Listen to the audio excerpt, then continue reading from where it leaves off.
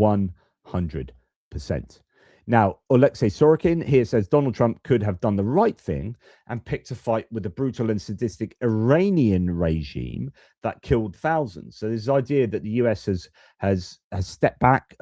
Trump said that he was going to come to the aid of the Iranians and then kind of bottled it at the last minute. Now, there's another theory to say he's sending in the carrier group and actually that he will really truly be acting on behalf of the Iranians at some point going forward.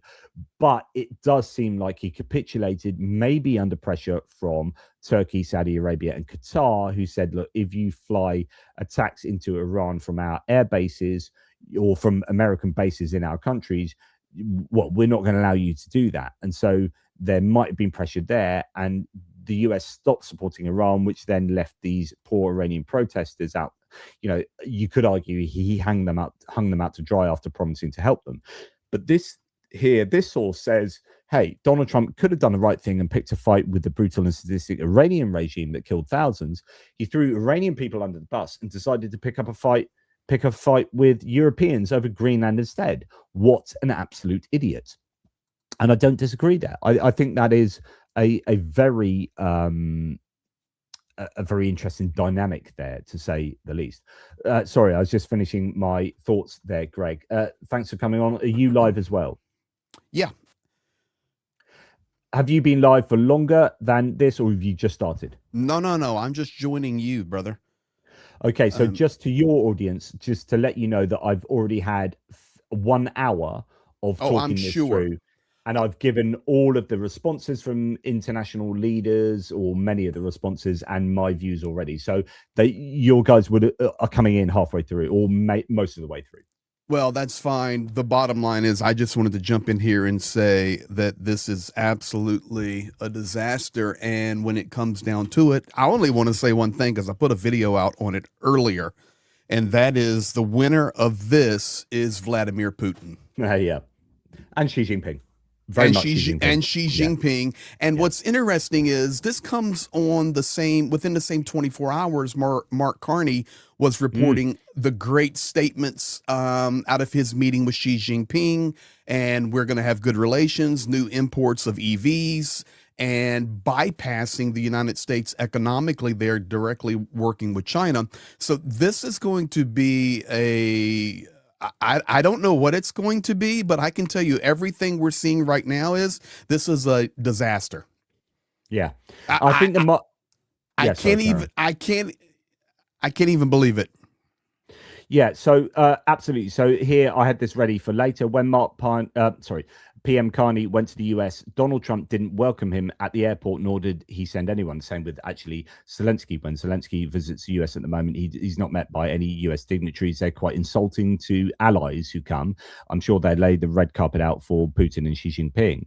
But when the Canadian ambassador was the one who welcomed Carney into the US, and the same with Zelensky. But here in China, when Canada's leader goes to China, they treat him like the leader of a superpower. No annexation talk, no governor jokes. It's actual respect here. China knows what it's doing. Like, this is very good diplomacy from China, which is, we know that your neighbors and otherwise best mates are really eschewing you at the moment. They're pushing you away. We will welcome you in. Look at this pomp and circumstance. Look at these red carpets. Look at how much we respect you. Come and do a trade deal with us. This is a stark contrast. Yes. And listen, I know I'm coming in here at the end, but I'm actually speechless, to be quite honest, because I've been talking or on top of this all day in regard to Greenland, of which we're focused on right now.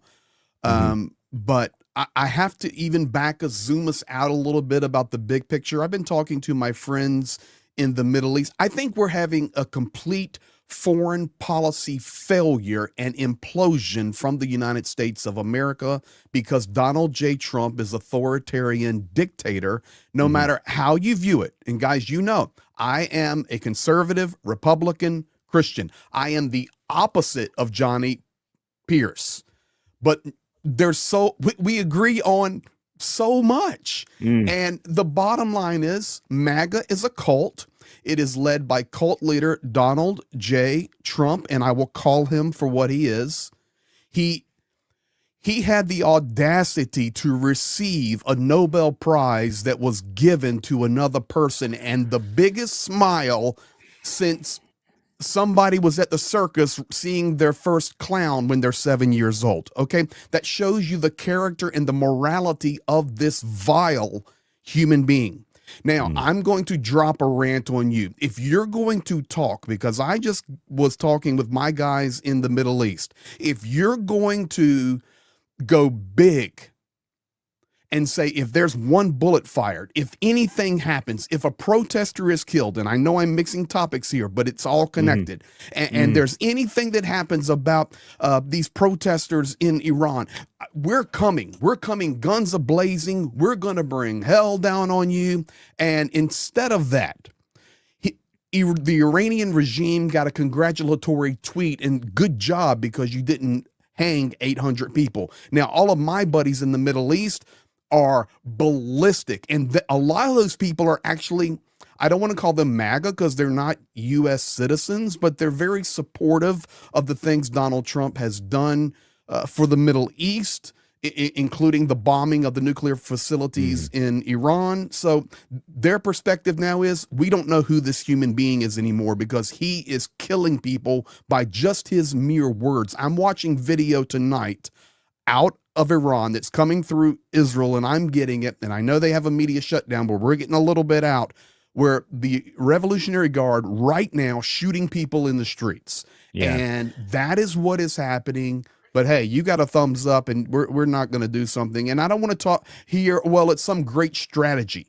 No, the great strategy is you took our aircraft carrier out of that region of the world and you moved it to Venezuela for a nighttime operation to steal a dictator, granted, but to kidnap a leader of another nation. So now we are weak in the Middle East. And sell that oil. So we've just heard now that $500 million sorry, worth of oil I'm sorry, but I was listening. Account. Yes. And it's gone, and he's now just, it's all to the benefit of someone who aided him, you know, like contracts are going to his mates, and yeah, it's all thoroughly problematic.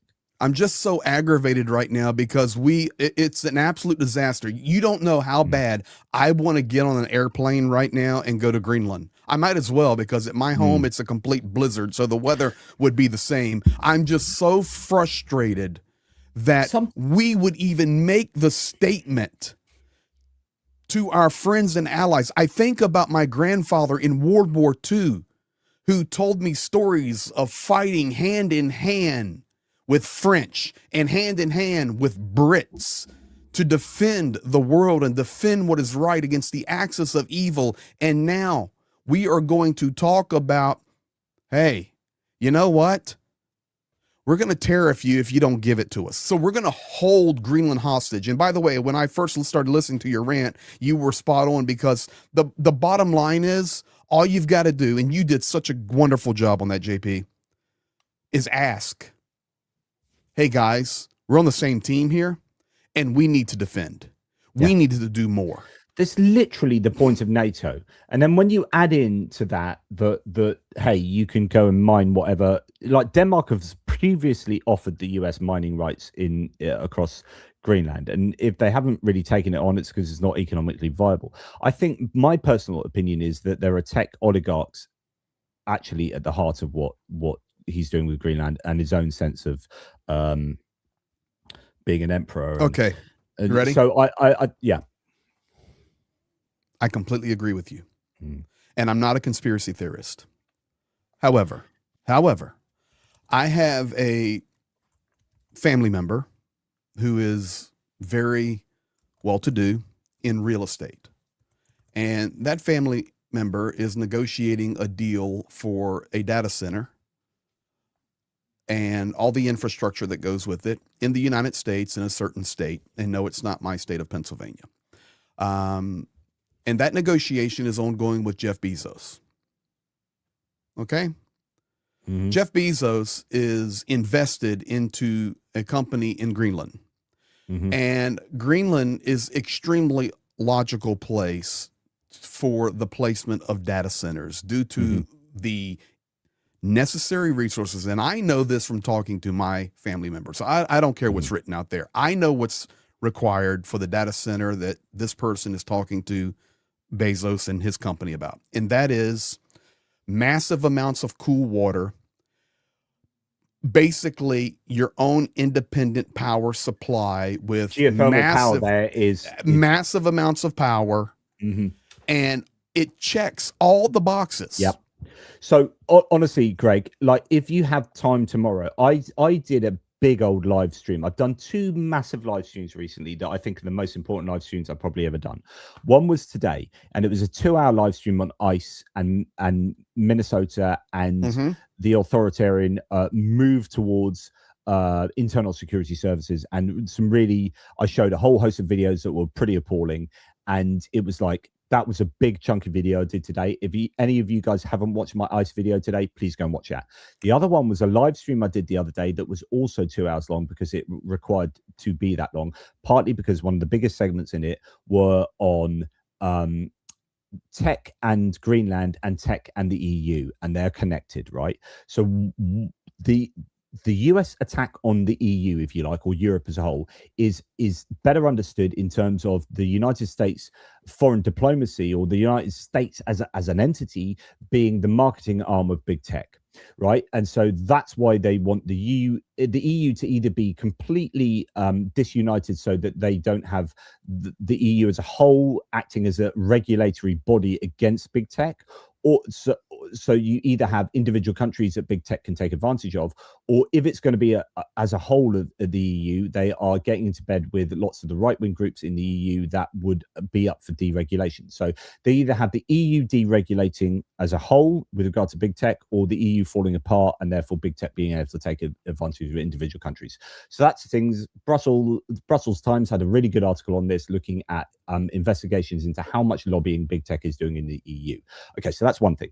But it's connected to this, and it's this article. If you read anything tomorrow, Greg, it is this article in the New Republic, which is fascinating. And this is exactly what you're just talking about, and it gives you all the meat on the bones to what you were just saying with regard to all the oligarchs, who they are, and how much money is involved, and what they're planning on having in terms of freedom cities in Greenland, and how they are pushing the US thing. And the last thing I'll say on this is it's really interesting. So one thing to look at is one of these guys called Howery. I forget his first name.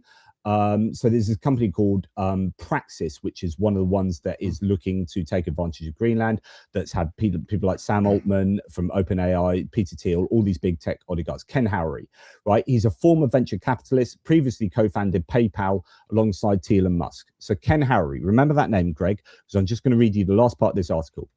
Howery wasn't just simply another hyper-capitalist floating out of Silicon Valley. He was appointed by Trump himself as America's newest ambassador to Denmark, and was specifically, quote, expected to lead Greenland acquisition negotiations. Those familiar with his appointment said, nearly a year later, those negotiations are reaching their final stages, with Trump telegraphing that he will make whatever move necessary, even military if needed, to steal Greenland. It's a plan that has a potential to fracture NATO and even spark a new age of nuclear arms races and outright imperialism. It is also, as we're now learning, a plan that extends far beyond Trump, and that includes a cast of oligarchs looking to steer America empire once more. So the final statement here is this, Greg. Praxis, which is this company that has these oligarchs invested in it, wants to have Greenland, wants to have these data centers and what are called freedom cities in Greenland. They have a Twitter account, and when Ken Howery was appointed to ambassador of Denmark by Trump, Praxis's social media feed posted in response to Howery's appointment, according to plan. So in other words, there is a plan going on here that involves Greenland that isn't just about Trump's ego and Trump's imperialism, which is also a thing, right? And it isn't just about rare earth minerals and oil and this and that, but it's about the intentions and the desires and the agenda of big tech in the United States. That is a worry, and that is playing out as we see today, and as we see from this article. Read this article. It's amazing. 100% agree. And, we can even throw I can throw a little fuel on that if you want to. The special envoy. So, we have to have an envoy for everything now. We don't allow the Secretary of State, although he started to get a little bit more goo-goo-eyed with the MAGA world. So that's why he's a little more active. But, you know, we don't allow the United States government to do and fulfill things the way it should, like with ambassadors and Secretary of States. We just appoint envoys who will carry out our critical mission. So we have this cat named Jeff Landry. He's the governor of Louisiana. So this cat is the envoy to Greenland. All right. I don't know the cat, nothing personal. But when you're making statements that Iceland's next and you're going to be the 52nd or 53rd state. That wasn't Landry. Actually, that wasn't Landry. That was the Which nominee one was that? For that was the nominee for Iceland ambassador. That's so the it. Guy Thank you. So he said Iceland's going to be the 52nd, but Landry if you're is also talking about geothermal geothermal capital of the world, I've been to Iceland. Yeah. All it is stuff coming out of it. But this is the problem. And I'm not a doctor, but I like to watch House MD. And when you watch House, they'll have like 40 minutes where they're trying to figure out the diagnosis. And then at the last minute, some great idea will come to Dr. Gregory House, and he'll go, no, it's this, and this is why, treat them with this. The person has a miraculous recovery and goes on with their life. Okay, that's House. Let me tell you something. Right now, we've got symptoms out of the wazoo, and we're in the first 40 minutes of the show. But when it comes down to it, Dr. House is going to stand up. Oh, this is easy. The problem is Donald Trump, and he has completely destabilized the entire global order. Now, whoever's partnering with him in that, either actively or passively, like in this situation, we can definitely say for sure there's passive agreement. We've got Kirill Dmitriev today, you know, trolling the European leaders, saying, "Hey, don't pick on your daddy, don't push the wrong buttons." So that is, you know, passive complicity, passive support. You know, it's not a direct statement to the U.S., but it's the direct statement to European leaders. Immediately after that comes out, you know, today, Budanov, Umarov, Khamenei, they're in Florida to meet. And is there any news about that? Zero. Why? Because everything is swallowed up with what's going on here. Vladimir Putin does not have to open his mouth. Xi Jinping does not have to open their mouth. They just sit back and watch it. That's all they're doing. And listen, Timothy Snyder tweeted out, Putin, failing in his East European war, summons his American clients to organize a diversion in Western Europe. Now, that's Dr. Timothy Snyder. Yeah. Okay. Yeah, now, wrong. Michael McFaul, and listen, Michael former ambassador McFaul to Russia. That's why you have to listen to Michael McFaul. You know, politically, I don't see everything the same as Michael McFaul, but when it comes to Russia and the war in Ukraine, Michael McFaul is bullseye. So now he tweets, every aspiring Democratic presidential candidate should pledge right now that if somehow Trump manages to take Greenland, they will return the territory to Denmark in 2028. What planet are we on? Like, why do we even have to talk about this? There is an emergency meeting tomorrow of European leaders. An emergency meeting because of one tweet that this deranged individual makes. So I don't think that the US would ever militarily invade. I 100% agree. Because I don't think the Pentagon and military people would agree to that. And I don't think Congress certainly wouldn't, right? And you would have the Trump administration on its own. And actually, it would be the end of NATO, the end of EU trade. It will be boycotting. It will be freaking major. So it would never come to that. So this is all about forcing a sale. This is all about making a kind of quasi-diplomatic succession of Greenland to the United States. But even that is way too aggressive and undiplomatic, really, for allies. Are you ready for this? Yeah. What is not being talked about right now? Well, Ukraine. The Epstein files. No, Ukraine. Now we're talking about Ukraine. Yeah. But okay. And the Epstein files. That's it. I think this is very important. It's 100%. extremely important. It's extremely important. We have no transparency in our government, although they believe that they are the most transparent administration in the history of the United States. We have no transparency. I don't know if you're aware today, Trump's DOJ has come out and said, or Pam Bondi's DOJ has come out and said, we are going to, there's no legal requirement for us to release the Epstein files, which was the legal requirement from the signed bill that Trump signed. So they are actively trying not to release the Epstein files in very significant ways. But I guess the question then is, well, what's the response here in terms of, like, yes, we can talk about rhetoric. We can say, hey, Swedish Prime Minister said this, British Prime Minister said this, whatever. But actually, what happens from here on in? So you have talk here from, say, Anonymous saying, we urge all British and European people to boycott any Trump business, also to use your buying power to avoid US products and services. Problem is IT actually there. But anyway, it's clear the Republicans have no guts to remove him from office. Therefore, the only way is to boycott US products. So realistically, what might happen going forward? Will there be a major boycott? We have this idea that Trump has backed down previously from all of these sort of situations he's got himself in with his bombastic rhetoric. Will he do a bit of taco? We have this claim here. Europe's AI underdogs are suddenly taking on big tech and winning hearts and investors. Forget the old story where Silicon Valley giants set the pace for artificial intelligence. In 2026, a vibrant ecosystem of smaller European companies is rapidly proving blah, blah, blah, blah, blah.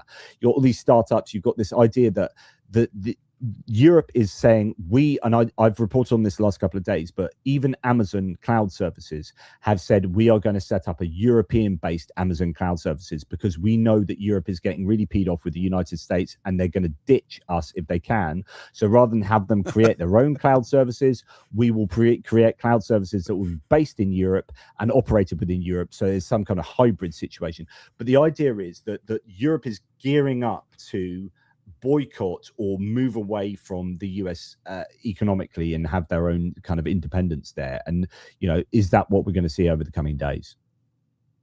If any human being on this planet can predict what we're going to see over the coming days, then please just give me 6 numbers. I'm going to go play the lottery. Let me tell you this.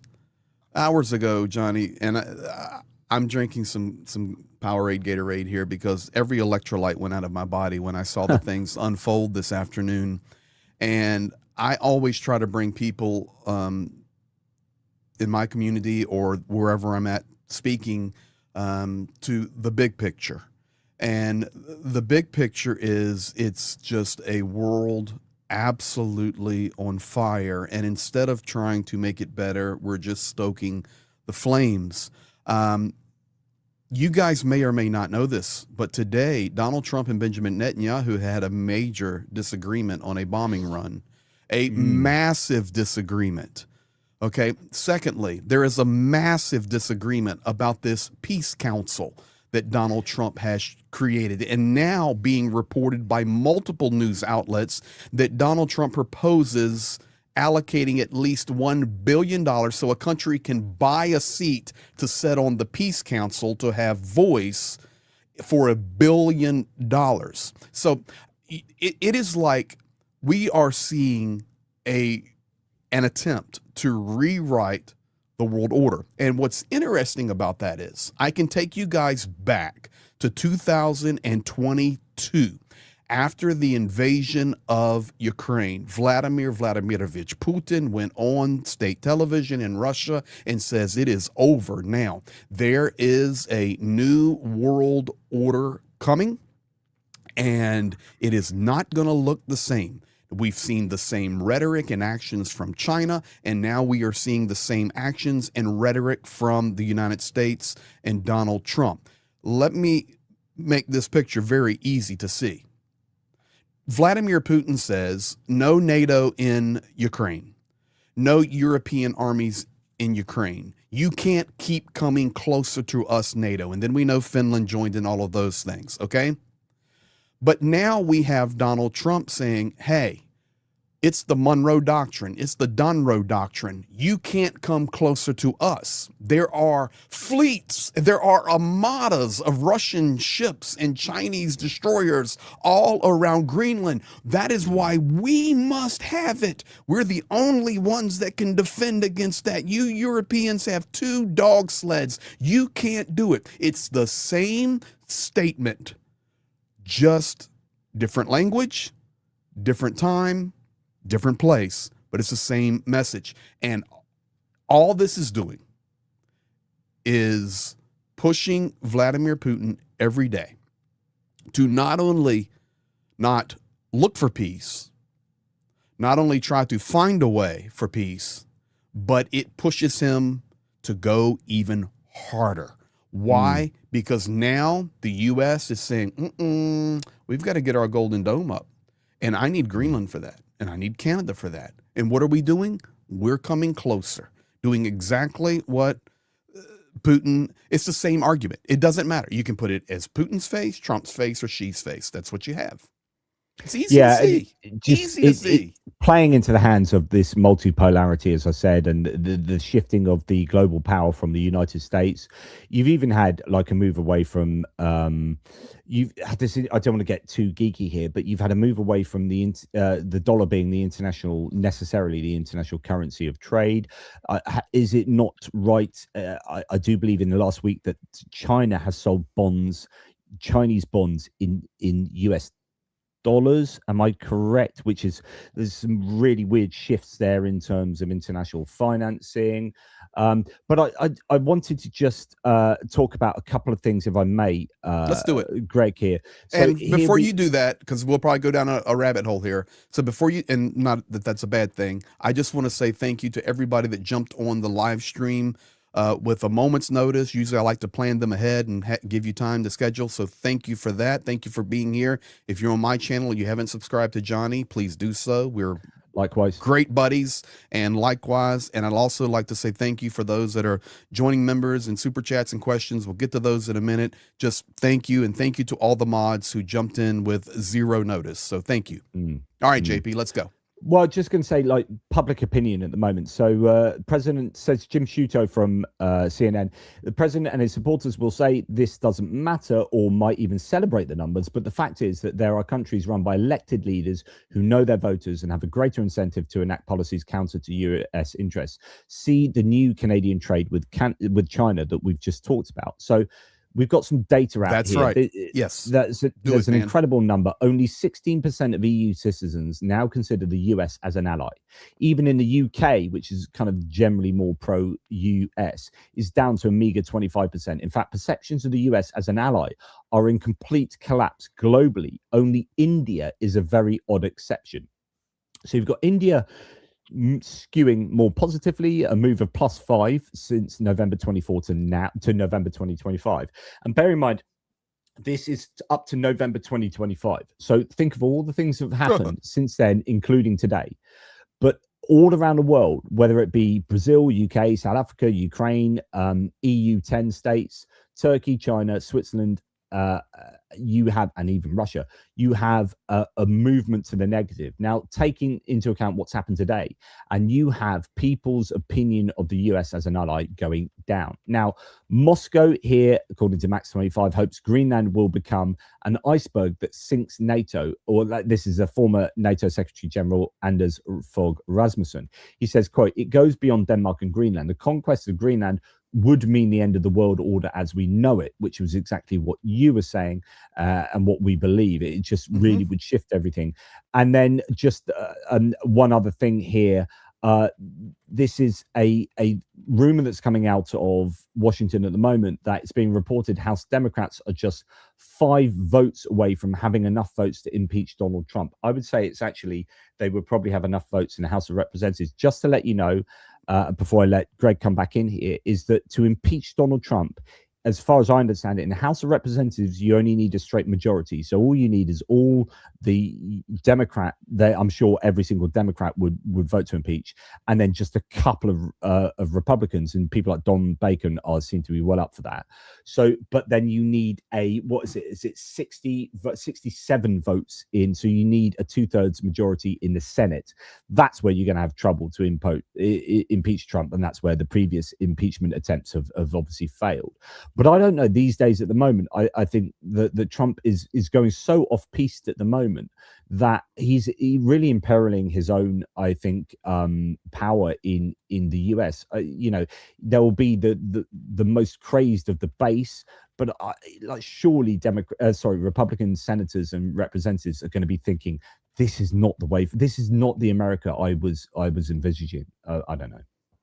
Well, let's take all of that and set it aside. Let's say that November 2026, there will be massive shifts, and that is what is expected. It happens even in normal times. There's always a midterm shift, and for sure, this is not normal times. So let's table all of that for a minute, and let's say that there is an impeachment, but it doesn't happen until November of 2026 after midterm elections.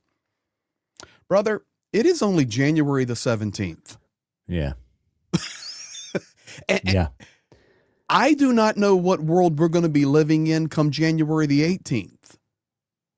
There's no way to predict right now what November 2026 will look like. I mean, Germany's talking about boycotting the World Cup. We're in such uncharted territories. I don't think it's even possible to predict, because I hate to play prediction games, conspiracy games, all of those. I just like to look at the facts. The fact is, the world in which we're living today, January the 17th, is significantly different than the world we were living in January 10th. On January 10th, there were massive protests happening in Iran. They're still there. There was a threat of impending doom coming upon them from the U.S. military. That went away during this week with the congratulations from Donald Trump. And now we thought that, okay, the Greenland story will just kind of fade away. No, that is now amplified to the front. We have Ukraine critically in need of power stabilization. Yeah. We have ongoing corruption issues right now. We're dealing with Tymoshenko there in Kyiv and working through that with Nabu. Ukraine defending valiantly on the front lines. Zelensky himself stating this week, we had a little bit of a delay in our weapons coming for our air defense. Isn't it interesting? We have, and I'm not conspiracy theorying, these are facts now. We had a delay in arrival of air defense supplies. At the same time, Moscow unleashes massive attacks on infrastructure, and now we are expecting another massive strike per Zelensky, per Ukrainian military, per Russian chatter. So it's coming again. We're just talking about the last 7 days. We can then go to what is happening. We just watched a human being take with joy another human being's Nobel Peace Prize. Let me tell you something. If you wanted to receive any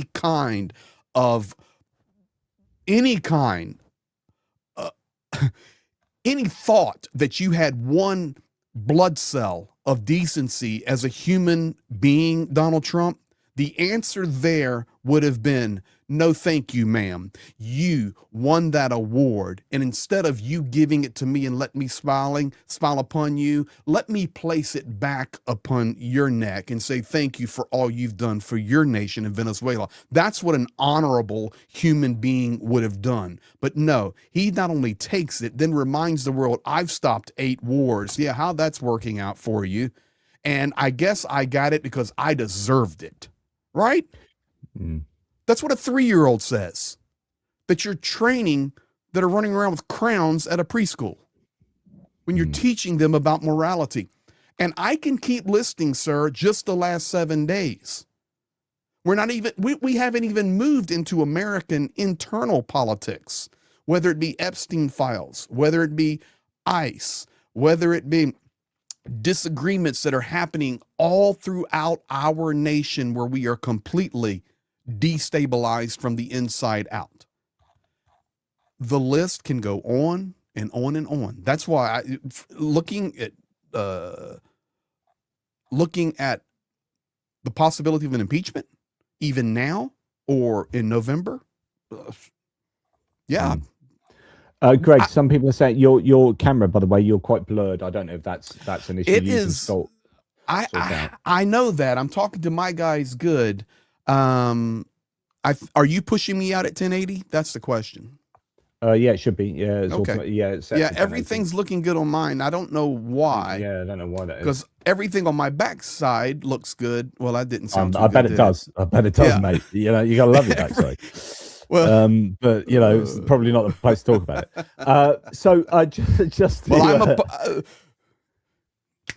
They're blurring me over here in America. They're blurring me. What's happening is because we're hosting this in Europe, we're just rejecting you. We're just like everything. It's already happening too. I'm sorry for the blurring, guys. You know, that's typically not what we're doing. I'm checking some other things. Yeah.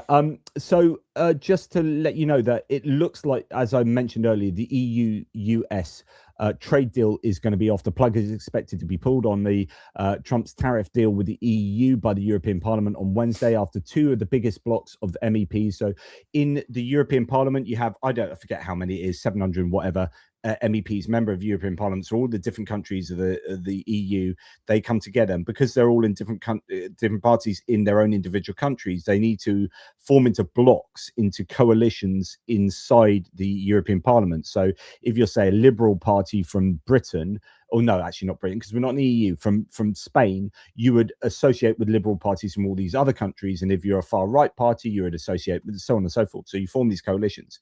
Now, it says here that two blocks look like they're going to pull the plug on it. And then later on, we hear that a third voting bloc in the European Parliament has said they will halt the ratification of the EU-US trade deal. So it looks like that will be off, which is a big deal, right? So it means that essentially the US and the EU are simply going to be economic loggerheads, and all the arguable good work that's been done in economic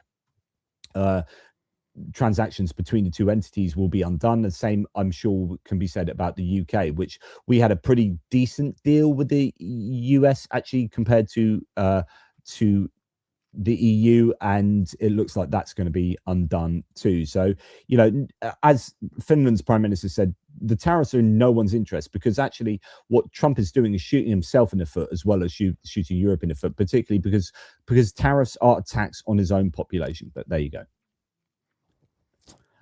I don't know if you have anything to say to no, that. I just got everybody laughing at my video quality right now, because on yours it's clear. It's something goofy. Because I've checked everything. I'm good here. It's just something going on. It's because I'm under an IP attack from the Europeans, because you guys are mad at Donald Trump. Honestly, this is true. I think this is what's happening, and I fully agree with it. And I advocate for Greg Terry being sanctioned. We are basically IT sanctioning you. Oh my goodness. So it's going to be interesting to see people like Tom Tillis, who is a retiring senator in the US, a Republican senator. He is pretty critical of Trump at the moment, and you'll find that the people who have the spine to be critical from the Republican Party are people who are going to be not running again in November for the midterms. What I'd like to see is people who are stalwart kind of members of the Republican Party. It's good to see Lisa Murkowski, I think, in the group that I think went to Greenland, or I don't know if it's Greenland or Denmark, a bipartisan group. She was there, but you would kind of expect her to be there. I'd like to see more kind of bog standard Republican lawmakers to come out and be quite critical of Trump. And it's going to be interesting if the next 24 hours sees anyone sort of poke their heads above the parapet and say, Trump, no, I don't agree with this. Well, let me throw one more thing in the mix. Even if I'm blurry, we can still hear it. You probably are going to hear and see, guys, an uptick in the Syrian battle going on. This is elevating and escalating by the day, and this is going to be another dividing factor that is happening in the world right now. So I keep up with it, but I've not been reporting on it because it's not to the level yet, but we're getting very close where the line's being drawn in the sand. And then you're going to have significant differences. Of course, this is regarding around the Kurds. So Just Yeah. watch it. It's going to be another layer on the pipe.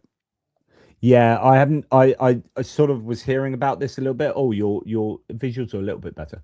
I was hearing a little bit about this in terms of the Kurds and oh no, actually no, not great. In terms of the Kurds and Syria, but I don't know too much detail about that. It looks like the Syrian army is trying to push the Kurds. Yes, out of yes, and Syria there's a lot of fighting going on right now. That's just not being heavily reported because it's really way down on the list, but this is significant. And especially with the new Syrian president and his background, I mean, it's a big story that's right on the brink of going to that next level global. So, and of course, you got Turkey as well, who are not big fans of the Kurds, so they're gonna absolutely well, there's your big issue. Yes, yeah, and then Turkey, Iran. Just wait, guys. It's all listen. Happening. That's what I'm saying. Just wait on the serious story because it's coming. I'm telling you. And this is I'm just so disappointed, man. I'm just so disappointed that this is the world in which we live. I'm thinking right now, you and I and all these wonderful people that are watching, even if I'm blurry, and I'm sorry about that. We should be brothers and sisters together. You know, we really should. And we need to take the things that we disagree upon and work them through and find out common grounds. And while we're doing this, Ukrainians are sitting in very, very cold apartments tonight with some temperatures being below freezing in apartment buildings. I mean, below 0 Celsius. And I'm thinking with no power, no heat, no water. I'm thinking about Iranians trying to fight for a new future for their nation being massacred. I'm thinking about the chaos that's happening internally inside my country. And I'm just so disappointed. And I guess not really disappointed. The better word would be disgusted. I'm just disgusted that this is the world that we have to live in right now. But I'm encouraged that there is a massive amount of people that recognize it and realize that we need to come together and stand for what is right and put down the minor things that separate us and focus on the main things. But it's hard to do that. Yeah, because the challenge is you're going to get pushback from Europeans against the United States. Let me just finish. You're going to get, yeah. It's hard to do that when you have an absolute incompetent, self-absorbed, narcissistic, amoral human being in the most powerful position on the planet. Yeah, well, you get no disagreement from. I know I don't get disagreement from you, but it's hard to get beyond that. Somebody's got to stand up to this guy. And Republicans, what on earth are you doing? You bunch of cowards. And I'm a Republican. You bunch of cowards, except for a few of you. Get your head out of your rear and stop this lunatic. Sorry. Yeah, because I'm going to get some more electrolytes in. Well, so what you're going to get is this. So here's a website that's been developed. I referenced this the other day. Wait a second. No, let me finish. Yeah. I'm sorry. And yes, I'm only drinking Gatorade. I do not drink alcohol. Listen, I'm not a tippler. And I'm disappointed, but it's waking up now. A lot of the hard right Christian nationalist morons that have fallen under the Jim Jones Kool-Aid are starting to wake up just a little bit, and go, what on earth is happening? And now, by an overwhelming majority, there's still so many, and I'm a Christian, guys, so many of those far-right national lunatic Christians that are still wanting to walk around and shine his shoes. But we are getting a little bit of movement now. We've just got to keep it going. So there. Yeah. Covering the Christians too. Yeah. Good on you, mate. Thanks for that. What I was going to say is... Well, it's better for me to talk about the Christians than you, the atheist. Well, yeah. Yeah. Exactly. Although So you do you have an angelic glow on your forehead when you take your hat off. I know it's a natural, secular All right, halo, I won't as I interrupt you like this to, time. as I like to say. So you are going to get this natural pushback to Trump and therefore the United States, and he is causing a division between these cultures, between these entities that is so unfortunate. We need to be working together at a time when the world is at its most fractious. We've got all sorts of problems to contend with, both natural disasters and natural situations as well as man-made issues like wars and so on and so forth. And so, websites like this, European Alternatives for Digital Products, which split out all these different categories into like web analytic services, cloud computing platforms, email providers, and it gives you all of the European alternatives to what is usually provided by the United States. And you're going to see more and more of this. So I'm thinking that the words boycott is going to be used an awful lot in the coming weeks, in the coming days, because the United States, I think, has pushed the Europeans away here. Like here, for example, a Canadian says, "Hey, my European friends and allies, you can choose to boycott American products." Canadians have, and it has decimated the U.S. bourbon industry. The best part of this entire thing is a consumer-driven boycott is capitalism at its finest. A tariff isn't. So vote with your feet, vote with your wallet, and actually you can hurt the Americans. But of course, this kind of economic war hurts both sides. No one wins out of this. No one wins, and that is, I think, the big takeaway that we have to worry about. Senator Mark Kelly, who could have been the VP for Kamala Harris, she chose Tim Walz, but he was one of the options. He's the senator from Arizona, who's a former astronaut and naval pilot. I like Mark Kelly a lot. Troops from European countries are arriving in Greenland to defend the territory from the US, from us, sorry. Let that sink in. And now Trump is setting tariffs on our allies, making you pay more to try to get territory we don't need. The damage this president is doing to our reputation, our relationships is growing, make us less safe. If something doesn't change, we will be on our own with the adversaries and enemies in every direction. Republicans in Congress need to stand up to Trump. So that's kind of what you were talking about. But this idea that if you're not careful, the US will be on its own as Europe will look towards China to be its more reliable ally. And then by not picking on the adversaries like China and Russia and Iran, and by picking on Europe, by picking on the UK, by picking on, the people that could stand with you, Canada and Mexico, he is isolating himself. You might think it's great. Yeah, it's easy to bully people who are weaker than us because we see allies as weaker rather than standing up to these strong Chinese and Russian empires as we see it. The problem is you're going to be on your own soon, Trump.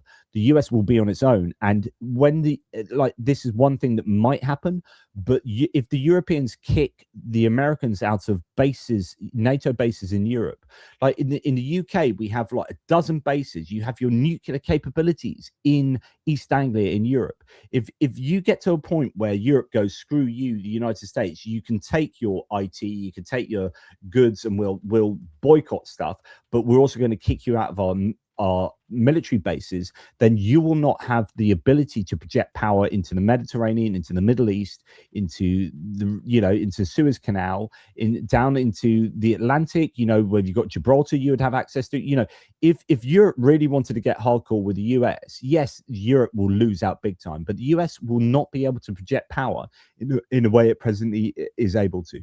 And that is serious. I 100% concur and agree. Let me ask you this, Johnny. Are you my friend? That I assume that means yes. Yes. Sorry. Okay. Sorry. Yes. You're my friend. I am your friend. Sir, I would never hold you hostage. Ever. You're my friend. If there was something we needed to work out, we would find a way to work it out. There you go. And it would be behind closed doors, and it would not be through social media. Threats on social media. Correct. The United States is literally threatening to hold our friends hostage. And if we do not get what we like on February the 1st, by June, we're going to increase our strength of our stranglehold. Okay. I'm so hoping that the European leaders come together and those ambassadors in their emergency meeting tomorrow and come out, because we've already heard from Macron, we've heard from Kayas, we've heard from Stubb, we've heard from many of the European leaders just with their instant reactions. But they're supposed to be putting out a joint statement. And we already are reading that the trade deal is on the nix now between the EU and the US until we figure this out. But if the European Union leaders and the UK do not fire back fire against fire, it will be a critical mistake. Yeah. They must. And I'm so hoping that you guys over there, European nations, so many wonderful people, UK, but ball it up and be bold, because the only way you deal with a bully is you punch him right back. And it has to be done. That's the problem with Putin. The bully is bullying and he's not being punched. Now, Ukraine is punching him hard, but Ukraine needs help punching him. It's a big bully. So he's got to be punched. He's not punched. He's enjoying the show. So I'm really, tomorrow's going to be a big day. What statements are going to come out? Are there going to be any adjustments? But regardless, the cards have been shown. Donald Trump always wants to talk about cards. The cards have been shown. We know who you are. And you have talked the rhetoric. You have put out the threats. But now you have you've went way too far now with threatening our friends and allies. It's unacceptable. It's unacceptable. Denmark here, says Lisa Johansen. We are not budging and Greenland is not for sale. I think it's, at the end of the day, it's up to Denmark and Greenlanders themselves to put that back up for me. Which one? That graphic right there, Denmark. With that map. See, I read all of the news in Russian, and then I'll translate it for people. And if you guys are here, I do a lot of translations and voiceovers, and people enjoy it so much. It's a lot of work, but it makes it easier to understand. So in Russian media, this is what they say. That picture right there is why we must have Ukraine and all of it. That picture right there. And now Trump comes out and says, we have to have Greenland because of Russia. So all he's doing is amplifying the Putin message against Ukraine. That's it. That's all he's doing, amongst other things. But he is pushing Vladimir Putin to continue to wage war. He's not bringing him to a negotiating table. He's pushing him to drop more bombs and send more drones and hire more soldiers and get more crap from North Korea. And he's complicit in it. I'm sorry.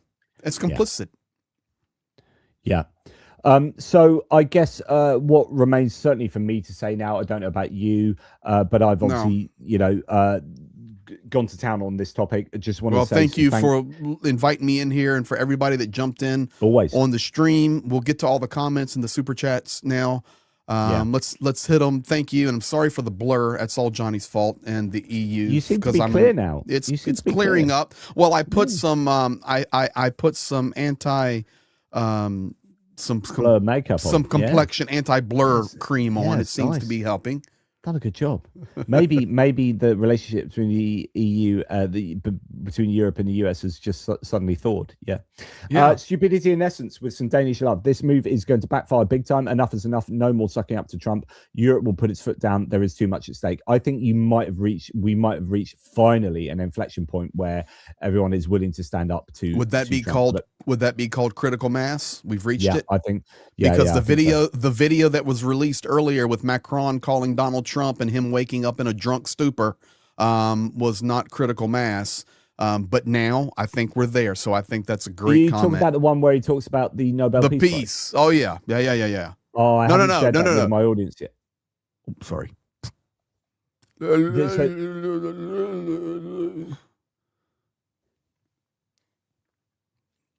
Yeah. Forget it, man.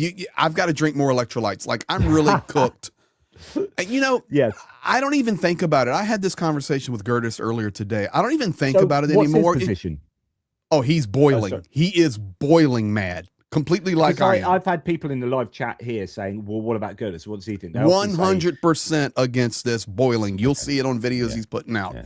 Listen, it's come to the point now where I have zero hope for Donald Trump. Yeah. And I know people say, well, Greg, you should have had zero hope 2 years ago, 5 years ago, 10 years ago. I understand that, but I'm talking about zero. Like, I cannot like somebody and still have a 1% hope they'll do something positive. I have zero hope that he's going to do anything positive for anything other than himself. Yeah.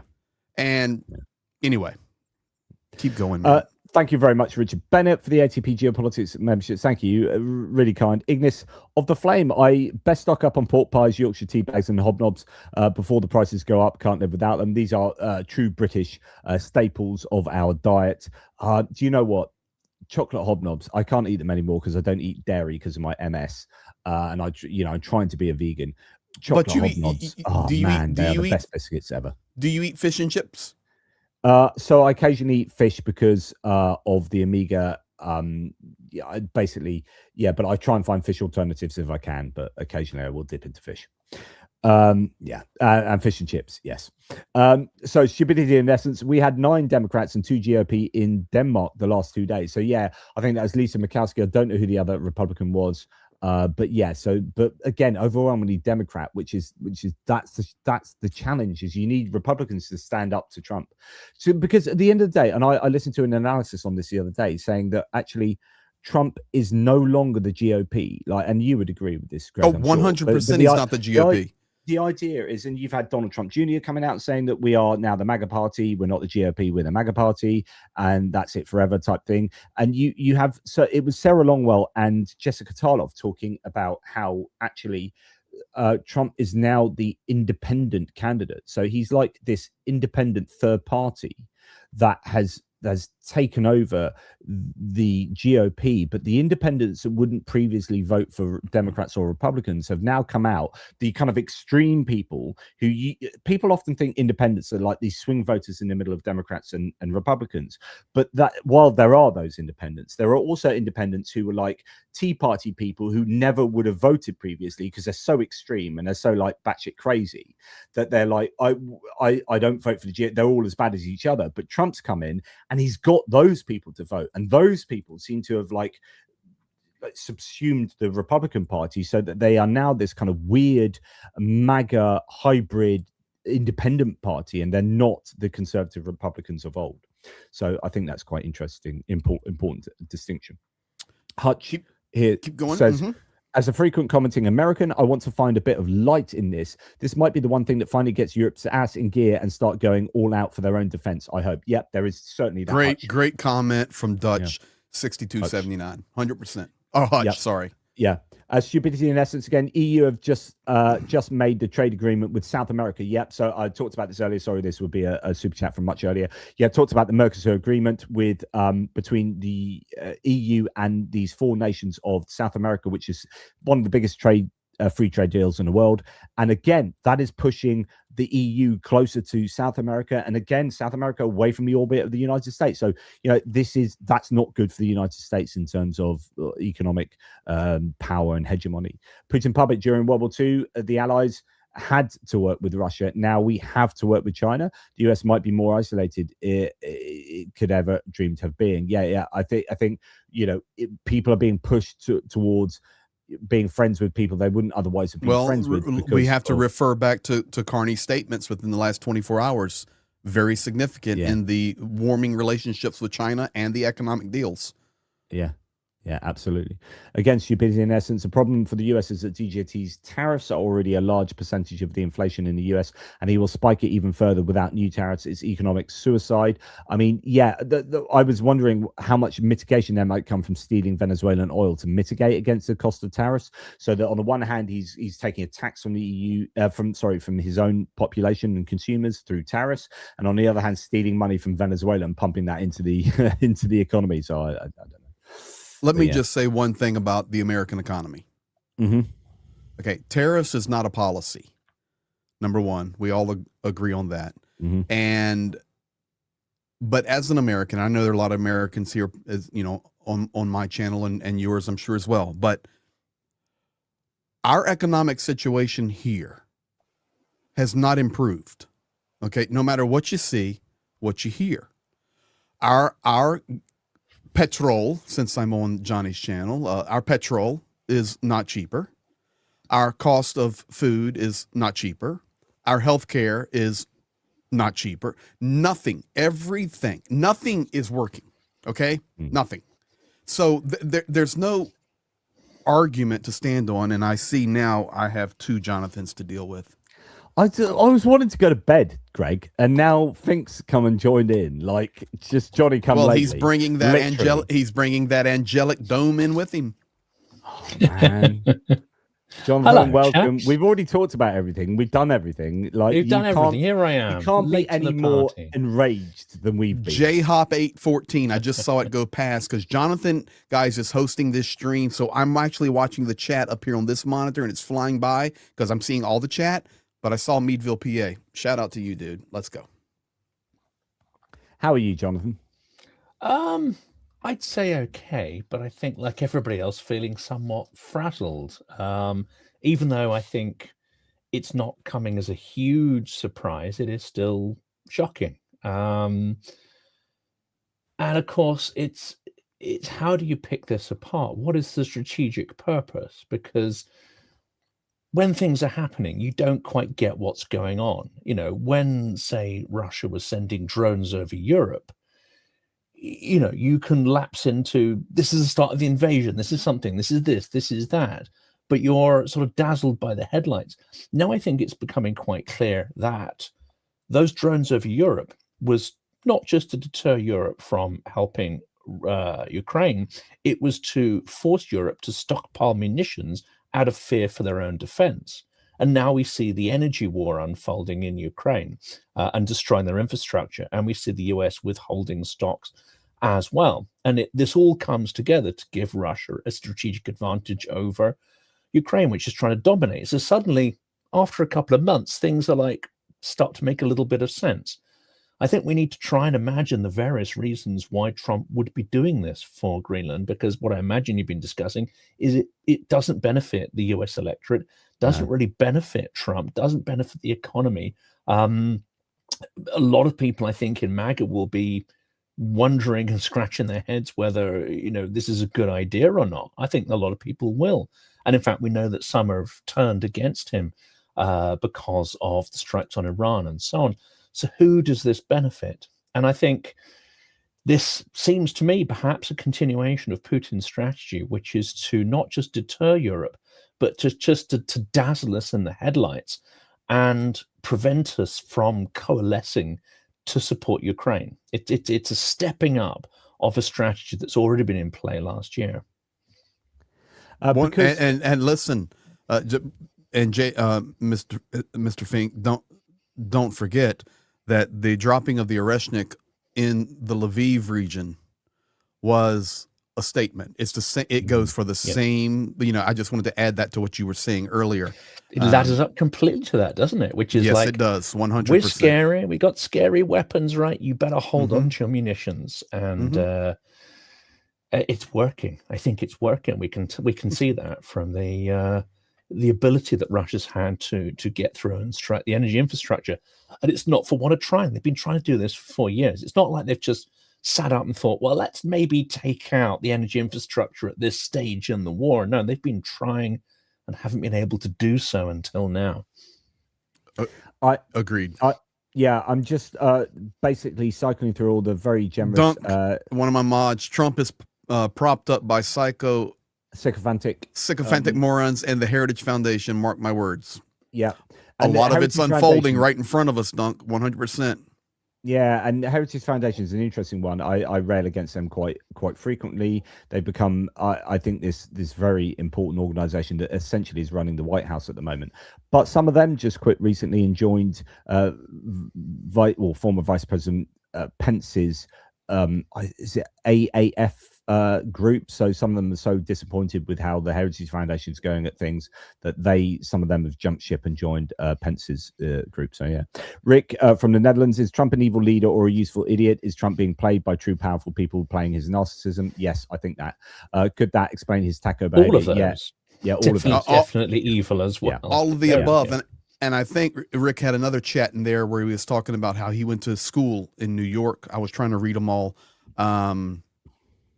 Yeah, I love the U.S. Graduated in New York City. Have many U.S. friends. How can Trump still be in power? The U.S. ever did or has the U.S. ever encountered such a danger from within? For me, as an American speaking, I'm 50 in the 50s and not born in the 50s. I was born in the 70s, but 50. I'm 53. Okay, so there you have it. But no, for me in my lifetime, I've no, never, ever. This is off the rails, guys. This is off the rails now. And Jonathan Fink, I was telling Johnny and everyone watching, I'm really pulling for the EU and UK to come back with a ball of fire against this. They must. They must, but it's the evidence is not good for the track record of this. There seems to be there's got to be a normalization mass at some point. There's got to be a tipping point at some time. One would hope. And if it's not this, like honestly, like it's either like maximal economic coercion or it's military invasion, right? And you don't want to let it get to military invasion before you say, that's enough's enough. So it's got to be this. Like this is Europe's last chance saloon to put the foot down and go, you can't keep taking a Mickey here, Donald. You can't keep pushing us. At some point, we're going to say, and I think the reason why they haven't pushed back is yes, economic self-interest, but it's also like Ukraine. Like you don't want to push back against the US because Ukraine's on the table there. So yeah. Well, this is it, and I think this is. Prof just made a comment in my chat. Trump has 3 years left. Things will reset in time. Hurts our foreign policy for a decade. Or a decade, if you're being optimistic. I mean, optimistic on the decade. I agree with that. Yeah, we're talking a level of distrust that could well. Now, the only thing I think that would reset that trust, and possibly in less than a decade, would be the impeachment of Donald Trump for this madness. I'm not sure. Now, this is a U.S. domestic question. It's not up to Europe to claim or decide or say this is what you have to do. But I think unless, as you've just said, Europe and the UK push back hard, there may not be the momentum. There may not be the wake-up call in the US to take those important political steps and face the reality. If we carry on appeasing, if we carry on like Mark Rutte is doing still, what a effing disaster that man is, frankly. If we keep appeasing, then I think that will soften the momentum in the US to deal with this or face the reality of it. I think. Let's. I disagree on Rutte. I disagree. I think before we get there, let me go back to the impeachment. It's never going to happen. Okay, he may be impeached, but he will never be removed. So impeachment is just like formal charges. But for him to actually be removed from office, he goes to a Senate trial, and 2/3 have to vote for him to be out. It's never going to happen. So. And if we're waiting for House of Representatives, who won't get past if we're waiting for the midterms to say, well, we can get him impeached after November 2026, and Mr. Fink, what I was sharing with Jonathan Pierce was this, guys, it's January the 17th. If you think you can predict what this world's going to look like in November of 2026, good on you. Good on you. But impeachment, never going to happen. He will never going to happen. Impeachment may happen. But removal, Not a snowball's chance in Hades. By the way, that's disturbing, because November, I think, the pattern of chaos that we're seeing is not chaos at all, and it is very much the foundations of something happening to prevent the midterms from going ahead. I think that is quite clear, at least to me. Well, we shall see. And I don't like chasing conspiracy theories or going down, and not that I'm saying you're giving a conspiracy theory there, Jonathan. That's not what I'm saying at all. But we have no idea what's going to happen. Like, no, we don't. No idea. Not. We don't. And but of course, it's so there's a pattern, and there is a pattern. Yeah. And perhaps he doesn't need to suspend the elections at all. I mean, some of the speculation I've seen is that he just has to maybe coerce those states that are likely to be sort of pivotal in swinging the results. So maybe some sort of surgical intervention rather than suspend the whole process. That indeed is more dangerous, because then, he can label the process legitimate, even though it starts to be gerrymandered in certain respects. Well, then we could open up the can of worms where we start talking about the Insurrection Act, which there is a lot of talk about that happening right now. I just did a 2-hour live stream on this before my 2-hour live stream now. So this is my anything can happen. Anything can happen. But I'll tell you what. As far as, because I'm reading in media where people are going, okay, so let's get him impeached. Let's get him impeached, and we just need people to understand. Impeachment's just formal charges. He's been down that road before. He's an expert at it.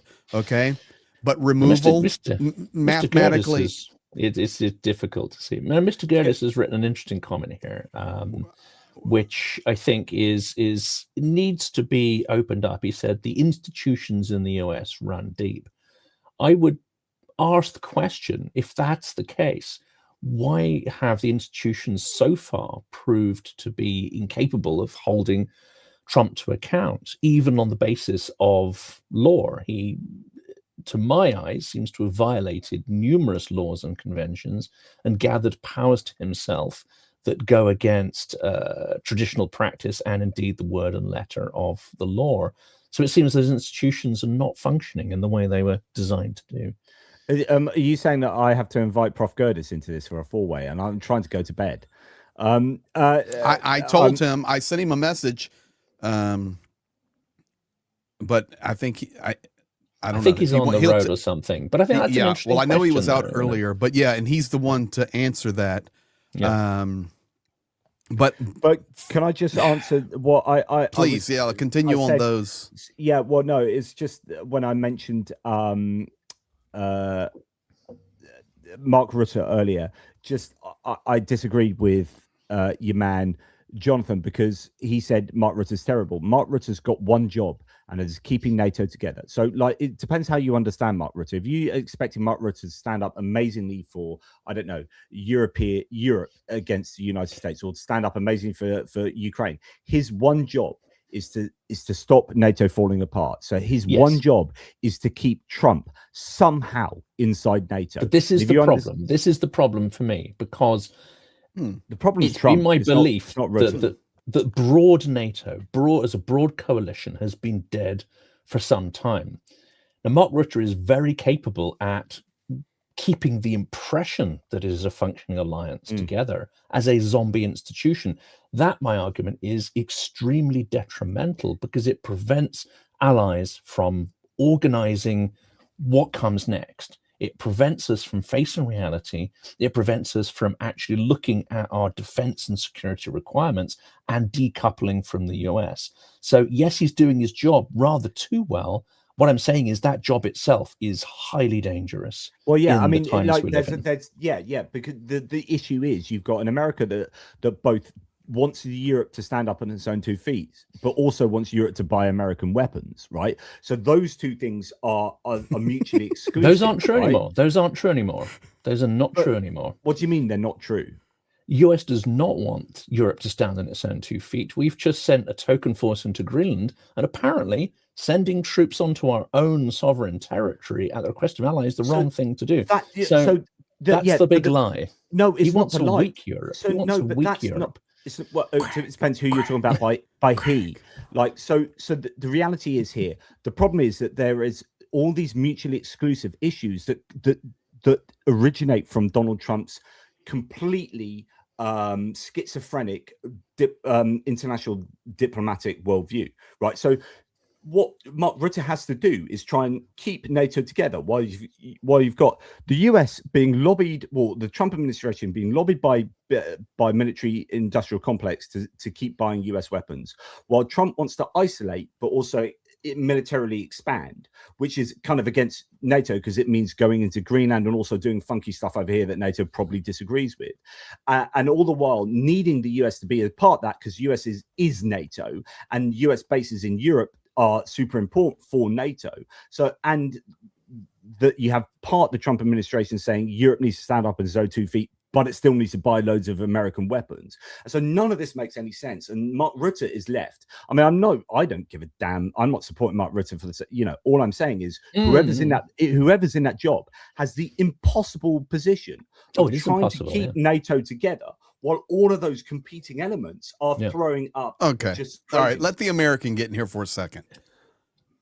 Because I'm loving watching you two guys fight. Disagree. It's beautiful.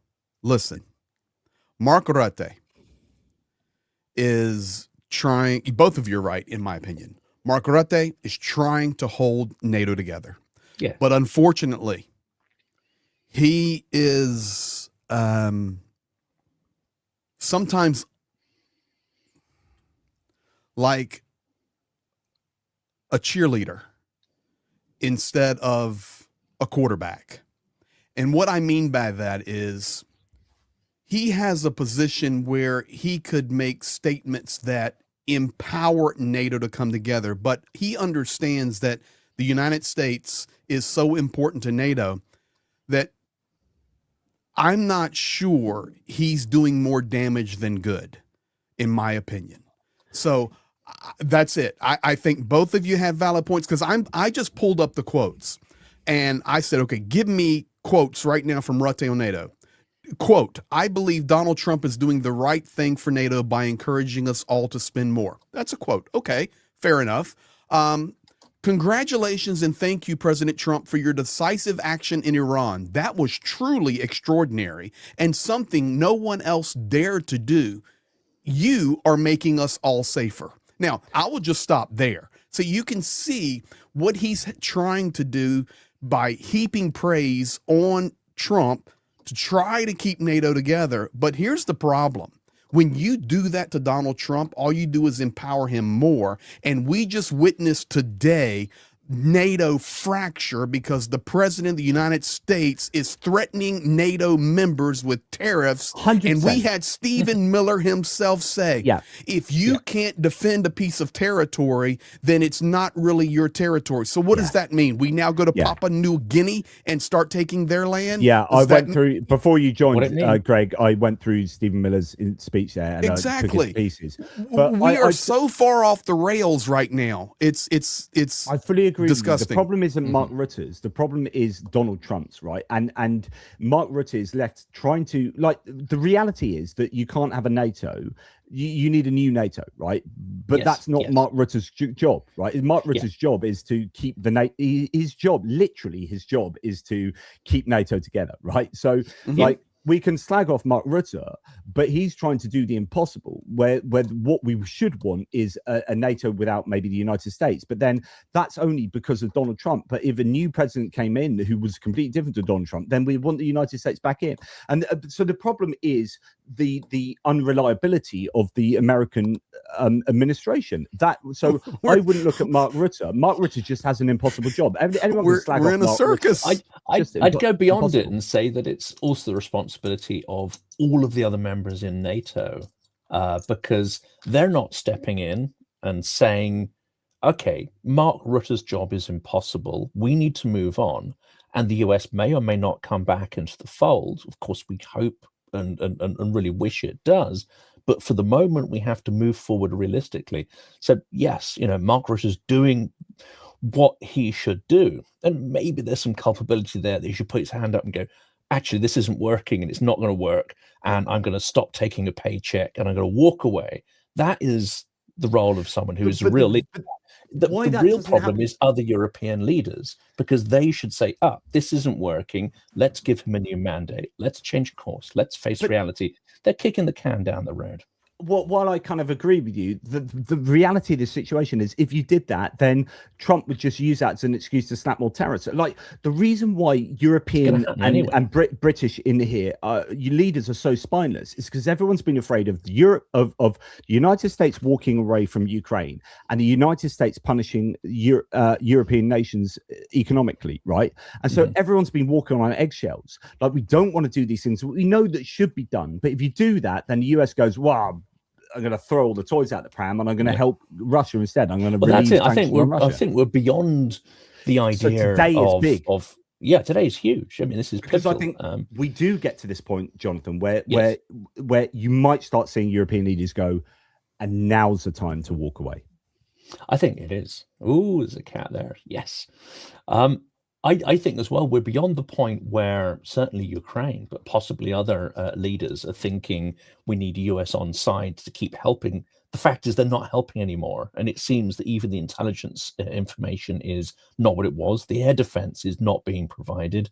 And there's pretty much zero revenue being provided this year in terms of aid. Love that picture. I think what they're doing is what you said at the end there, which is they are playing this game at the moment to prevent Trump from fully flipping, lifting sanctions on Russia and lifting the embargo on certain munitions and components. Because if he gets upset enough, he might just say, do you know what? I'm going to walk away from everything. And actually, I'm going to help Vladimir Putin restock his war chest. I think that's what the game is about at the moment. Yeah. Yeah, and the bottom line is, and I've the bottom line is this: this has Putin and Xi sitting back, sipping tea, and loving 100%. Every bit of it. Yeah, popcorn is popping in the Kremlin right now. Popcorn is popping in the Kremlin. I'm just going to really quickly go through some super chats because otherwise I never will be able to. Please do. We owe you to this before Fink came in. We owe you to a lot for keeping us informed. There is, and I was sure Jonathan would be included. It probably would have. The comment wouldn't have changed if I'd been in the room. Of course, Jonathan. There is just too much going on. Your hard work is keeping an ember of freedom glowing. I feel thank you like guilty for doing so many videos and live streams, but I was saying to my partner tonight, I was like, Helen, can people stop doing crazy shit in the world? It's just, there's too much going on. It is too much. But you know what's funny? Let me say something on that, because we've discussed a lot of heavy stuff on this Saturday evening, and thank you all for being here, and thanks again to the mods, and thanks to all those that have super chatted or gifted memberships or liked everything. Thank you. We do our very best. But every morning I wake up, and I am not joking at all. One of the first things that I do is check how many videos Johnny has made before I have my first cup of coffee. That is the truth. That's the gospel truth right there. Oh dear. Oh my goodness. No tariffs on the US, says Truth is not just social. Only sanctions on Trump business and tech companies make it clear it's about a few people, not the US. Have a bear on me. That is a great point, by the way. And I do appreciate that. And I think I agree with that. Here, as an Indian in the US, as an Indian, the US had one friend in BRICS and they've lost it. Zeb Carter, thank you very much for HEP Geopolitics memberships, and Kevin Force. I've thanked many people, but also haven't thanked loads that I went through very quickly earlier on. So thank you. That's a cool name. Before Ukraine. Nice. Yeah. Nathan Pohl, go back to, hey, buddy. Thank you for that. Greg, you're a great journalist. Thank you for all of your amazing content. You're very welcome, and thank you for your kind comments. And you guys don't realize, I'll just give a little sidebar here, but when you like or share, or you even, we get enough hate mail, honestly, to float a battleship. So when you make nice and kind comments, only when maybe they're deserved, or thank us for the work that we do, it's really encouraging. So thank you. And I know I'm speaking for both Jonathans on that as well. Michael Fuchard, touch Greenland and lose Alaska. The BC, the British Columbia blockade, will be enacted and as proven in the 1990 Salmon Wars. That is the weak point. You need to take BC before you can touch Greenland. I wonder what Carney's role is going to be in the next couple of weeks, and whether Canada, I mean, they're kind of caught in the middle here. Whilst on the one hand being strong in their rhetoric towards approaching China, are they going to stand up for Greenland against the United States? So it's going to be interesting to watch, Carney. JP, Yes, play that video. This is a perfect time, and then it's just quick. So I found this video. It's a 1945 map. It looks German to me, but take the music off. Take the music off. All right, so take the music off and play it again. And this is a 1945 map, and it shows the reality of the North Pole and Greenland, where there was one base. So they saying it's a 50s German school map showing the real look. So anyway, I'm just throwing it in there because we were just talking about Canada, and you talk about the proximity of Canada that from above. Now look at that from above. That's a really cool perspective. Yes, and I'm sorry to blow everybody's ears out. I mean, someone's pointed out, going on about Greenland being pivotal to security. That's actually not true. What's pivotal to security is the area north of the United Kingdom, because that is the main channel where Russian nuclear submarines, etc., go through. Yes. So Greenland really is a distraction on every single level. Yes, it's important. Yes, it is important for this new defensive shield.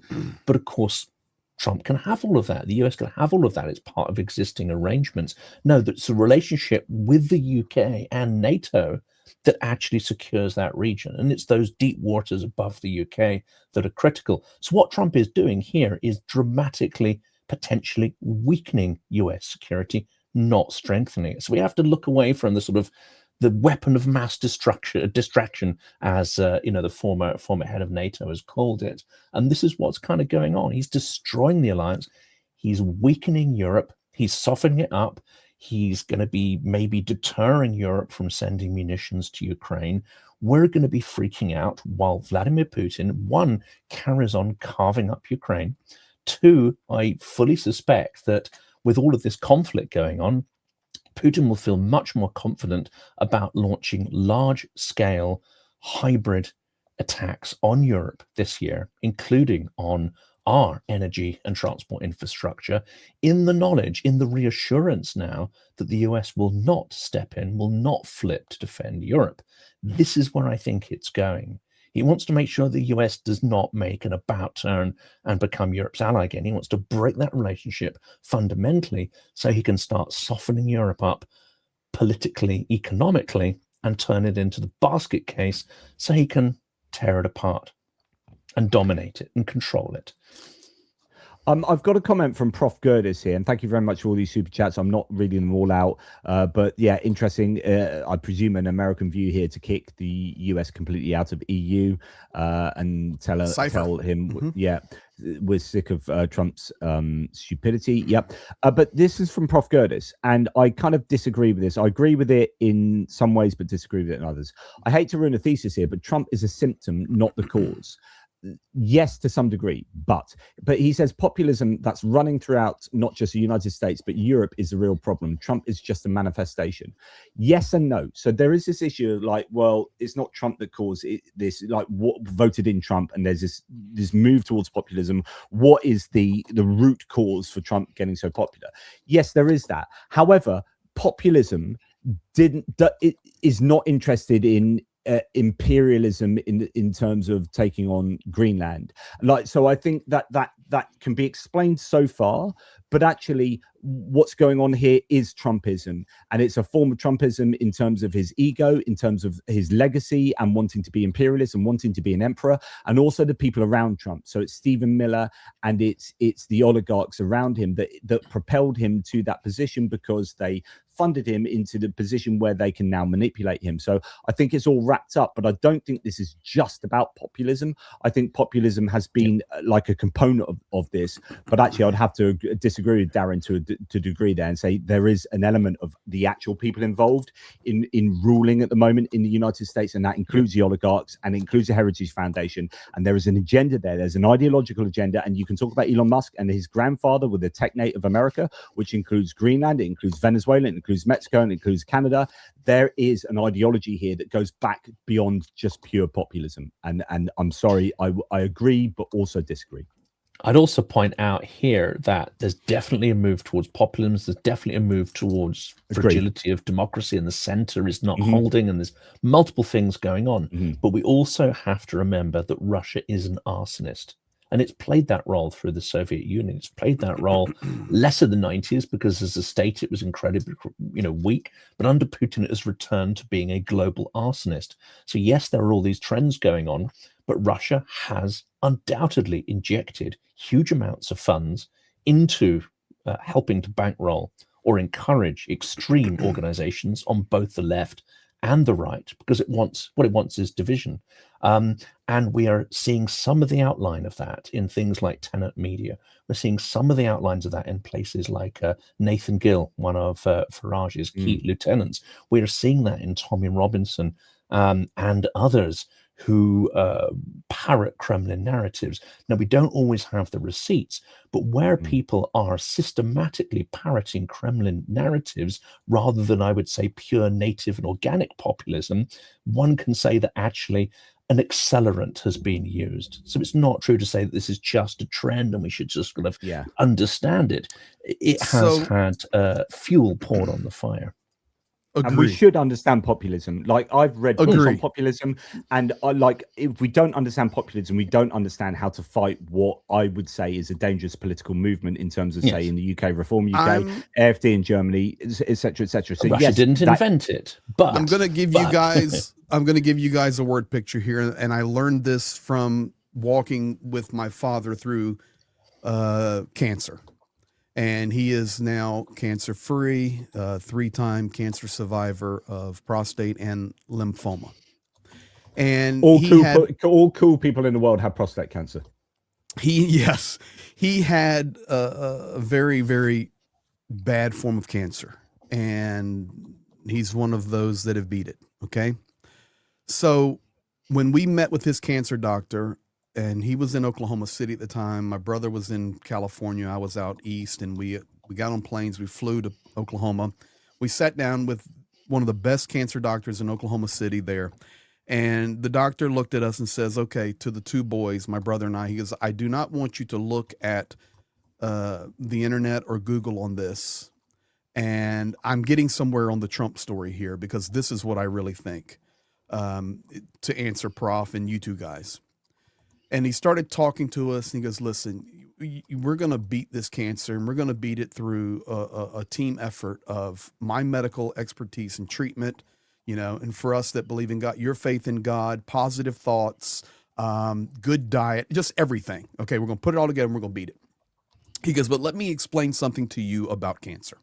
He says, everybody has the potential for cancer. The cells are all there. They're floating around. That populism or that environment is there, but it takes one cell to mutate. That DNA mutates, and it's like a nuclear bomb going off in your body, and then that begins to replicate, and the cancer comes, and then the tumor comes, and then it develops, and then it grows and grows and grows until ultimate death comes. So yeah, is there an underlying movement and thought and culture and process in the United States and around the world? Absolutely. But I'm telling you right now, my opinion, Donald Trump and his leadership style as the president of the United States and the leader of the free world is the mutated cell that has pushed us into this place that we're now in. That's my viewpoint. I was wondering where that was going, Greg. And you know what? Good job, mate.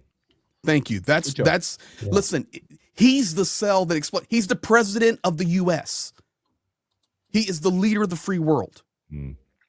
He makes one statement and the world shudders.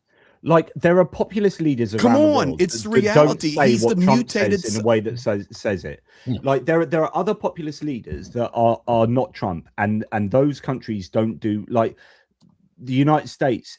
under Trump has taken populism. Populism may have helped get him there, but he is directing the US in a very unique way that is very Trumpian. And I think that you put that together with the ability to be manipulated, or the susceptibility to be manipulated, and with the Heritage Foundation, with Stephen Miller and Russ Vought and JD Vance and Peter Thiel and David Sachs and Elon Musk and all of these people around him, and you have this very big you have this taking populism and thrusting it into a very different place, and yeah, so I think it's both. And I think your analogy is fantastic. But the one that a lot of people use is the bad apple analogy, but of course that doesn't really work. What they're implying is that we've got a barrel of lovely apples and there's just one bad one. But if you go back to what that analogy means, is that one bad apple can actually infect the rest. It can turn the whole barrel rotten. That is the original idea behind it. And I think a lot of people miss that. And this is unfortunate, because in any society, and we have this unfortunate, I think, in part of the Brexit language, which is sort of anti-foreigner. That's not to say that everyone who voted for Brexit did so for those reasons. But everyone who's a racist voted for Brexit. But that's the example I heard there. Yeah. But it gives people permission. Like, I had these thoughts and I hadn't really expressed them because I knew that I wouldn't be able to get away with it. But once you start feeling you have impunity, that's not that everyone's going to come out of the woodwork. And the majority of people, I think, are still good or have good intentions wherever they are. But it does give license to those who are like, well, why not? If everyone's being evil, and I rather like being evil, and maybe people don't think of themselves as being evil, but they certainly have the license to express certain things which previously they kept under wraps. And I think, and I'll just say this, the chat's going by so fast. Once again, thank you to everybody. But I did see somebody's comment go by, and I don't know who wrote it. Was don't forget the revenge factor. And we've even heard references to that. So for us to sit here and try to just analyze this up into one pretty package and one pretty paragraph, I really don't think it's possible. I think this is so complex that there's so many narratives happening at the same time that what we really have is just, we're at January 17th, 2026. You guys are already at the 18th, and we have a perfect storm. And it's not a good storm. It's not a good storm.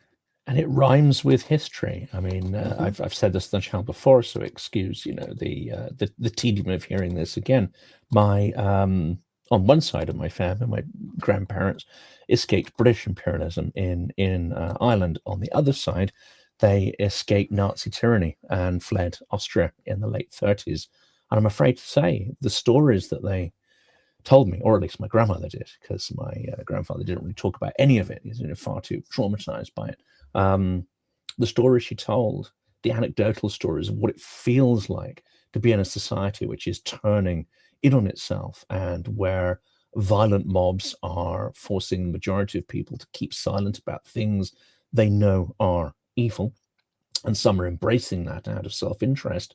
I'm afraid to say the patterns and the rhymes of history are all around us, and they're getting louder and louder. Yeah. So you're referring. So thank you guys. I know it's late your time. So yeah, I've got to shoot off now. But you were talking about like a subset. I don't know what the correct logical labeling for this is, but it's a kind of subset fallacy where all A is B, but not all B are A. All dogs are animals, but not all animals are dogs, which is to say that, all racists voted for Brexit, but not all Brexit voters are racist. So it's a subset fallacy. Yeah. It's a meme kind of thing which goes around, but there's a little kernel of perhaps truth in there. Please don't forget that my wife painted this. No way. Oh wow. Is that special curse on cat? Or similar? Yes, sir. That's amazing. She's good. That's brilliant. Love it. Different colored eyes. Well, yes, she is. Yeah. Can I just, as a last super chat, please get them all, because I hate missing super chats and thank yous, and because if not, it'd just be us three talking together, and that'd be quite boring. So Thank I you, love everybody. Stephen Leach here saying, and he's one of yours. Stephen Leach saying, thank you, gentlemen. This is my first live, but I watch everything all three of you put out. Florida veteran here. Thank you. That's really kind of you for Thank you, sir. to hang out. And thank you, Paul Deberitz. I saw that comment. Thank you. So just two more super chats. Sorry to all those I didn't read out, but I did flash them on the screen. Rick from the Netherlands, US two-party system makes populism dangerous. In the Netherlands, even when the PVV was the biggest party, could not get the upper hand. But now how the PVV got the biggest party is important to look at. Yeah, that's a really good point. So if you actually had a three-party system or multi-party system, then you can deal with populism. But if populism takes over one party, then yeah, the two-party system in the US is the narrowest form of democracy. It is a poor democracy in the US. It's a first past the post electoral college system, a two-party system. It needs reform, desperately needs reform, the American political system. Just really quickly, thank you, BB. Yep, absolutely. All the gifting the memberships. Thank you, Blonde Bombsheller. Thank you to all the mods, man. We've all got great mods. Thank you. Thank you to Andrew Eisen there. Trump may have started out as a populist, but he's heading to authoritarian. Yep, absolutely, and they're not mutually exclusive. Putin puppet every day. The clan rhetoric wins. EU, NATO rearms. Real nice. Thank you, Putin puppet. Sorry to rush through these. And what Fink just said is something I want to share with many. That's the first time I've ever heard that kind of sentiment, but I appreciate that, JJ. Like it is not often I hear that kind of agreement and advocacy for Jonathan Fink. So thank you. I'm sure he'll feel his cockles are warmed. My head will swell to ridiculous proportions. Indeed. Well, all I know is that if I'm trying to learn your guys' lingo over there, both of you are the dog's bollocks. That's all I know to say. So the DBs. I love DBs. Thank you. I occasionally watch these like Americans in Britain and experiencing UK culture and blah blah blah. I watch them on YouTube, and there's one I watched today. He like went to a curry house and was like, "This is the best food I've ever eaten. This has changed my life." And this is an American guy, and he's like, "And you've got to go to this curry house in Long Crennenden or something. So this village in the UK. It's like this is the best curry house in the world. My life has been changed." At the end of the video, and I thought of you, Greg. At the end of the video, he said, and he's obviously like hung out with Brits and getting the lingo, and he's like, "This restaurant is a dog's bollocks." And I was like, Greg, you're here with me, Greg. I'm watching YouTube. I'm learning a little bit at a time from you, fellas. I really appreciate you guys. You know, we don't see everything the same. But we don't, and that's okay. But this is how it's supposed to be, not throwing threats and rhetoric. We're supposed to come together, discuss it, and try to find common ground. So I do appreciate you fellas very much, and everybody. Thank you. I don't want to overwhelm you with lingo as well, but there's an alternative version of that, which is the mutts nuts. Yeah, the mutts nuts. So yeah, okay. If you want to be a bit more polite, a bit. Yeah, maybe. So is it more polite or is it less? I kind of think. I don't know. Bollocks is a quasi swear word, but it's not. Well, then this is very simple. Then, okay, definitely Fink is the dog's bollocks, and Pierce, you're definitely the mutts nuts. Yeah, I like to think I am. There we go. I've got it now. Well, thank you. You got it. Thank you got the link. No more Brits can join the stream. I'm out of slang. Yeah, that's it. And just a point to many Americans make this mistake. I think someone's just said it.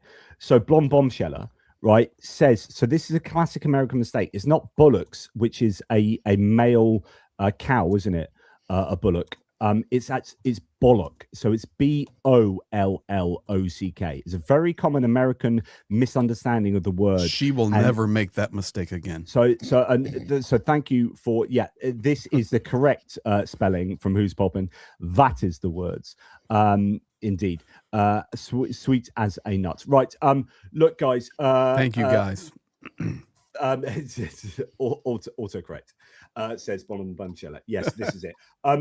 Thank you to all of the mods, Blonde Bombsheller being one of the great ones. Thank you to all the people in the live chat. Thank you to all of the tremendous support for the channels. Thanks for Prof. Gerdes for hanging out. Yes, thank you, Prof, for chatting with us. And I did send him a link, but he didn't look at his WhatsApp, so I take that as in just not wanting to join in the conversation. He was out somewhere. It's no doing excuse. Something. I know it's no excuse, but he should be. If he's in a restaurant, he needs to take himself to the toilet, sit down, put his phone on, and join us from the cubicle. Like, there's no excuse. So next time, Greg. Next time. Next time, Darren. Wait, then that would be called the Lou Review.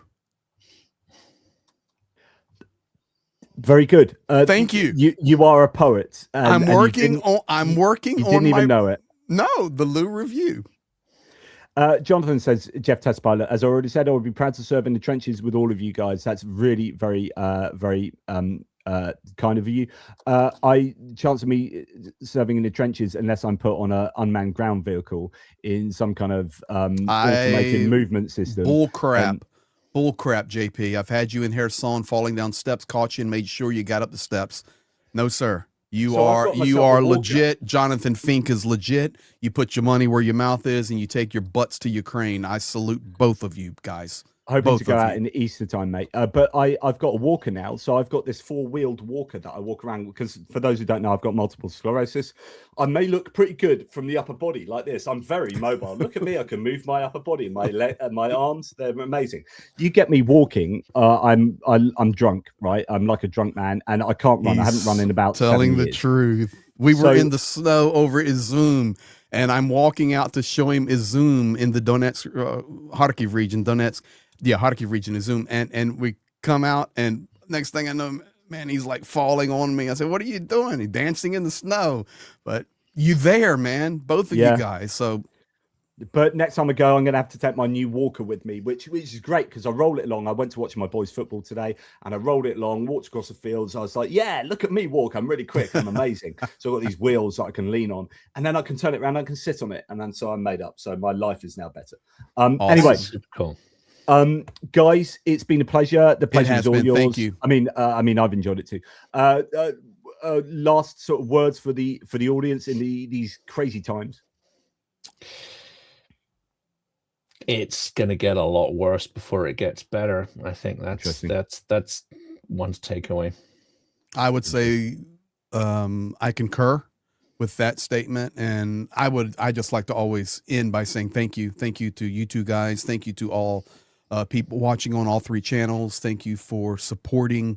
Of course, Great. So many of you here supporting Ukraine, but just supporting the hunt for truth and what is right, and realizing nobody knows all the answers, but together we can come together and find them and encourage each other in this world, no matter what corner of it you are from. So for that, we say thank you, and don't quit fighting and standing for what's right. If you are an American, write to your congressmen, to your senators, flood them, do anything you can do. But thank you so much.